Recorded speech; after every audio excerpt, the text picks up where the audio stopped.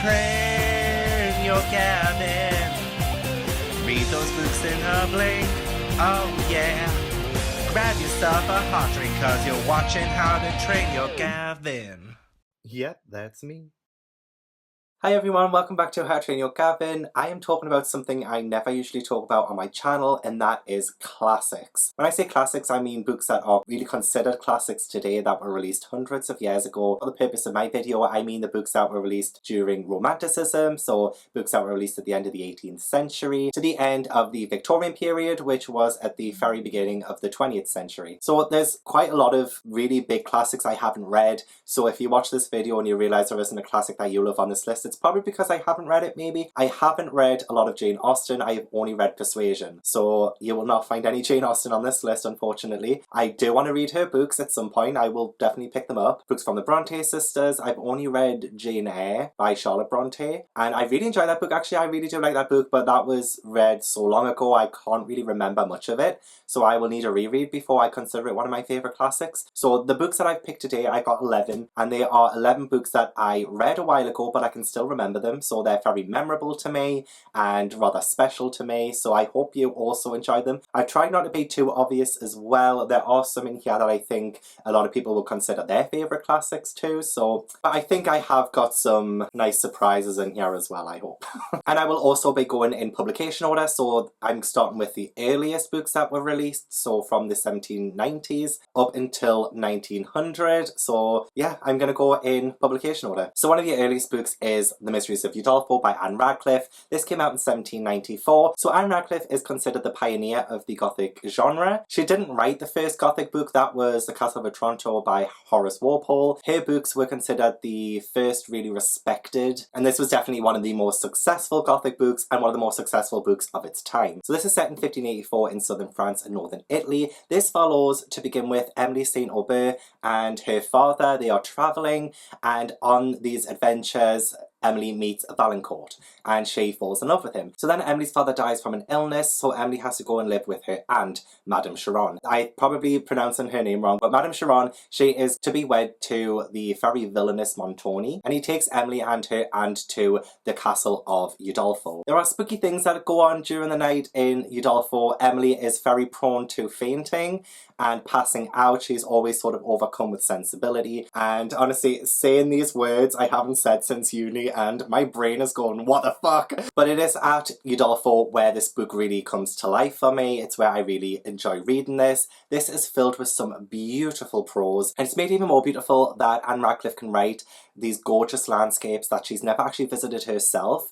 In this book, she had such a vivid imagination, she was such a brilliant writer, and it really comes through in this. I don't think a modern reader will enjoy this as much because a lot of this is filled with description. I would definitely say my favourite part of the book is with Emily and Montoni. He really tries to be this villain over Emily, and Montoni just proves to be this delicious Gothic villain, and I love this one, I love it. Another one from Anne Radcliffe that I love and I think is much better than The Mysteries of Udolpho is The Italian, which came out in 1797. This was not as popular or as successful as The Mysteries of Udolpho, whereas I love this one. I actually read this one twice. I did a dissertation on Udolpho and The Italian, so I've actually found this last week, and this is what prompted me to do this video. I absolutely loved writing about these two books, but this one I read twice and absolutely loved, so I did a dissertation on it and Udolpho. And this one is much shorter than Udolpho, which definitely works in its favour. This one follows Eleanor, who falls in love with Vivaldi. You know, I was so confused reading this one and Udolpho because in Udolpho, Emily falls in love with a man called Valancourt, and it's Eleanor and Vivaldi, Emily and Valancourt. It's E and V. She has a thing with E and V names, apparently. However, Vivaldi's mother in this does not approve of the union between Eleanor and Vivaldi. So Vivaldi's mother is a Marchesa and she's quite powerful, so she enlists the help of Father Scudoni, who is, oh my god, one of the best Gothic villains I have ever read. He's just so complex and so amazing. It's just not all black and white with him as well, which is what I absolutely love. But anyway, the Marchesa enlists the help of Father Scudoni to kidnap Eleanor and take her away from Vivaldi. So during the night, Eleanor is kidnapped and she's taken to a convent where she is under the thumb of this really cruel lady abbess. It's Valancourt trying to find Eleanor and Eleanor trying to escape these Gothic oppressive situations. But this is all of the things that were so wonderful and amazing in Udolpho and made it a bit shorter, thank God. But it has, you know, some brilliant twists. It has all of the gorgeous descriptive imagery that Udolpho has, and this is definitely just one of my favourite classics of all time. It's just fantastic. Definitely one of my favourite classics and one of my favourite Gothic books of all time. Just before the Italian, published in 1796, was The Monk by Matthew Lewis, and I read this during my first year of my undergraduate degree, and it was like one of the first books I read for my course that I genuinely really enjoyed. So this pretty much follows the corruption and the downfall of the monk Ambrosio, and there is somebody called Matilda who is like this demon in disguise, and as well as a innocent maiden called, it begins with an A. Antonia. So we have a lot of A names in this one. It's definitely the corruption and downfall of the monk that really makes this book for me. It was really interesting to see that spiral into darkness and the imagery, you know, the religious imagery, as well as it being set in this really atmospheric monastery in Madrid. It had all of the atmospheric description that I absolutely love in these old classic books. Of course, again, I think a lot of people who are reading this for the first time now might not enjoy them as much with all the description and stuff, but this is just so wonderfully Gothic. I think it was rather controversial at the time as well, because there are a lot of trigger warnings. There is black magic and rape and torture, and it's really hard-hitting. Definitely a lot more intense than Radcliffe's works, but this is definitely one of my favourites as well, especially in the Gothic genre. This definitely inspired me to pursue the Gothic for my dissertation and for me to later on start reading more Gothic works, so I credit this as the first Gothic book that got me into Gothic fiction, so thank you Matthew Lewis for that one. And then in 1880, we got Mary Shelley's Frankenstein, which I think a lot of people have read and loved, and I say this in a lot of people's favourite classic videos. A lot of people will know what this one is. It's definitely really popular, but this is essentially about Victor Frankenstein, and he gets it into his head that he can play God. So when his mother dies, he is overcome with grief, and he takes human body parts and things and makes them into this one humanoid and brings it back to life. You know, he's repulsed by it, so he flees. What I really love about this one is the sort of split narrative. We get to see insight into the creature,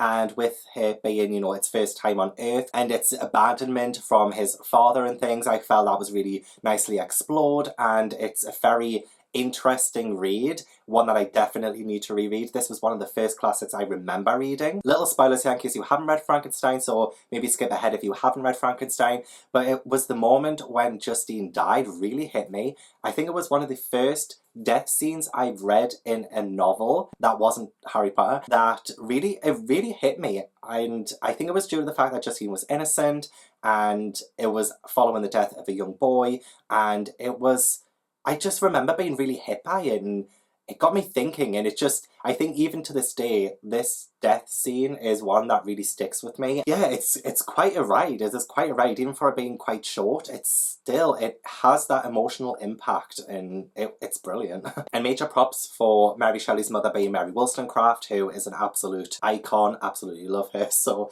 yeah, this book has it all. And one that I read last year was A Christmas Carol by Charles Dickens. This one came out in 1843, so I read this during Christmas time, and it's a perfect book to read during Christmas time, of course, because I think every single person knows the story. I don't think there's been another story that has been so, you know, well loved and so remade and reimagined than A Christmas Carol. I mean, obviously there's like things like fairy tales and things, but I think this one definitely resonates with a lot of people. It follows Scrooge, who is this really nasty old man, but he's very wealthy, and one night he is visited by three spirits who show him the light, pretty much.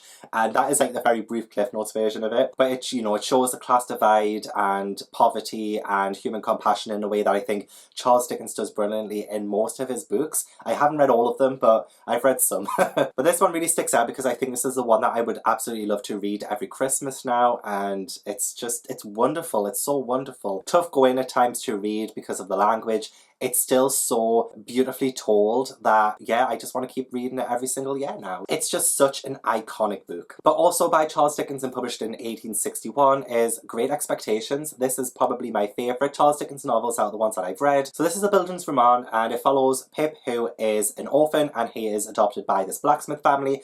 One day he is asked by Miss Havisham to come play at her house with Estella. That's kind of like the gist of it. And Pip ends up really wanting to become a gentleman because he really falls for Estella, and yeah, goes on his sort of journey, his growing up and all of that. So one of the reasons why I absolutely love this book is because of Miss Havisham. I think she's one of the most interesting characters I have ever read in a book ever. Like, just wow, she is just somebody else. I love the imagery with her. I love the fact that, and spoilers again if you haven't read this book or seen any movies based on it, just the fact that she was jilted at the altar, and that's kind of how time stopped for her, and she's still in the wedding dress that she was jilted in, and all the clocks are stopped in the house, and it's such a rundown, beautiful house really, because she's a wealthy woman, but it's kind of like everything is stopped for her because she was jilted at the altar, and she's kept the wedding cake and the wedding food, and it's all, you know, to the rats and the spiders now. It's just brilliant. I love the gothic side of this. There's also a secret benefactor to Pip who sort of funds him, and we find out that that's Magwitch, and honestly that's become such a meme for me with me and my friends. Story time, story time. This is really cringy though, I don't know why I've shared it. But when we were learning about this at uni and we were in a lecture, and our lecturer was talking about this, and she was talking about how Magwitch was the benefactor and about how he provided Pip with, you know, money and really helped him and stuff. So then at the end of the lecture I had the register, so I took it down to the lecturer, and you can hear this on the recording as well. There's a recording of the lecture. I give the lecturer the register and she went, "Oh, thank you, Gavin." I went, "No problem, I am your Magwitch." I really don't know why I'm sharing that, because it's the most embarrassing thing I have ever done in my life. And I've done a lot of embarrassing things, but like, I am your Magwitch to the lecturer. Because I'm benefacting her the register. Like, where did that come from? Where did that come from? And that's also another great memory connected with this one. Just Before Great Expectations actually was North and South by Elizabeth Gaskell. This came out in 1854. So I left college when I was 18 and I didn't want to go to uni, but then years later I thought, you know what, I do want to go to uni. So I went to a community college where I studied this to get the grades to get into uni. So this was the first proper book that I'd read in years, because I never read anything after I left school. I mean, unless it was like The Hunger Games or Twilight or something like that. This was like the first, you know, classic book that I read in such a long time, and I fell in love with this. This follows Margaret Hale, who lives in the south, but then her and her family have to move to the north. So when she moves up north, she is introduced to this big industrial place, and she gets to see, you know, poor working conditions, and she meets John Thornton, who owns a cotton mill, and it explores a little bit of their relationship, but also mainly about Margaret as a person, which is one of the reasons why I love this book. She didn't really cater to anyone else.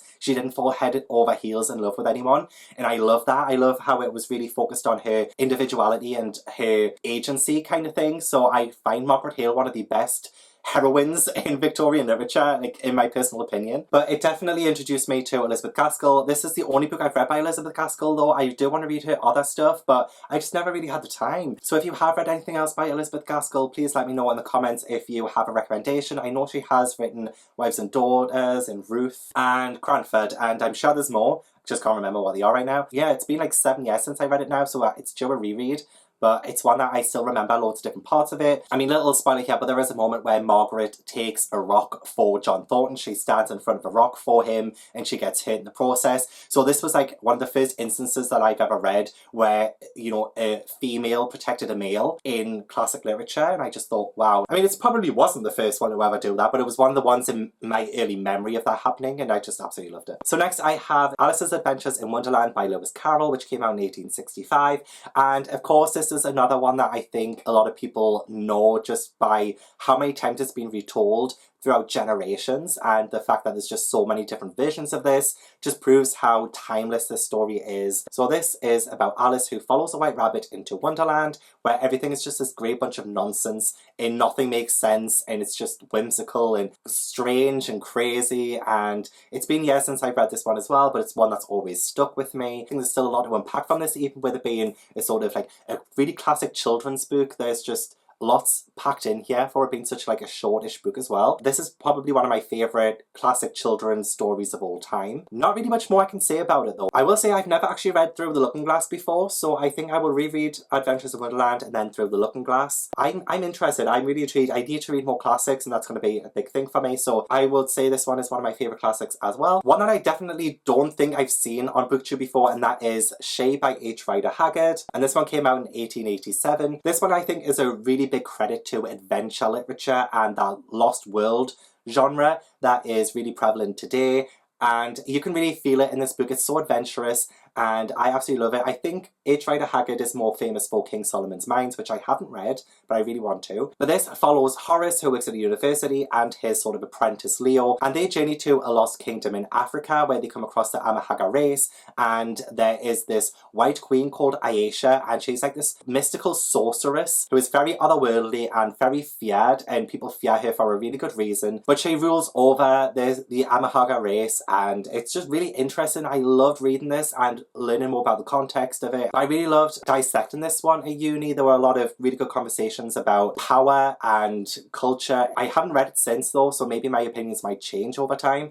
but I remember reading it thinking it was a really great adventure story and it had so many messages to do with, you know, Victorian culture at the time, and I was really taken by like the ruins of lost cities and just anything to do with adventure I love. So this one was definitely one that stuck with me after reading it for uni. The next one is The Picture of Dorian Gray by Oscar Wilde, which came out in 1890, and this is a lot of people's favourite classic books. I've seen this in pretty much nearly every single classics video I've watched, for good reason as well. I absolutely love this book. So this follows Dorian, who is this really beautiful gentleman, and he has this portrait painted of him, which, you know, it looks absolutely gorgeous and stunning, and he absolutely loves it, but he is really jealous of this painting because the painting will never get older, whereas he will, and through some strange twist of fate, it's the painting that starts to age instead of Dorian. So all of the sins that Dorian commits and everything that he does is reflected in the painting, but he keeps his beautiful face and he just doesn't age at all. And quite honestly, I love like the sort of homosexual undertones in this, which is one of the reasons why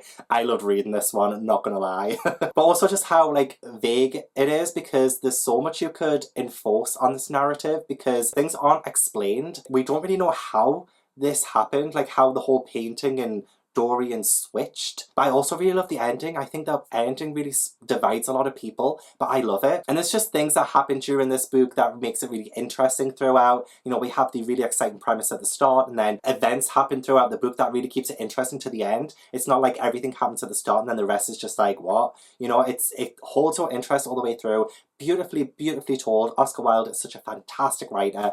And yeah, definitely one of my absolute all-time favourite books of all time. And lastly, I have The Wonderful Wizard of Oz by L. Frank Baum, which came out in 1900. Of course, this is another one that's been retold so many times, and this is about Dorothy, who gets whisked away to the land of Oz where she meets the Scarecrow, the Tin Man and the Lion, and she tries to find her way home. I reread this one last year for Believeathon and it was a revelation. It wasn't exactly how I remembered the book, but it's still one that I think I would consider one of my favourites because it's just so whimsical and wonderful and so beautifully told. It's definitely the framework for a lot of middle grade fiction to this day. In fact, not even just middle grade fiction, but fiction in general. This is such an inspiring, heartwarming book that I think a lot of people can even read now. I think a lot of kids could read this now and just fall in love with Dorothy and her adventures. And it's definitely still, even though I read this as a child, this is definitely still one of my favourites to this very day. So there we have it. Those were the 11 classic books that I absolutely love. And a lot of those I would still consider my favourites to this day. So I would say The Italian and Frankenstein and Picture of Dorian Gray, Wizard of Oz are my 4 still favourites of all time, so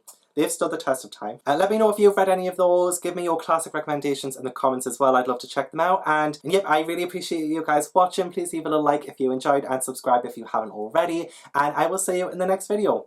Bye!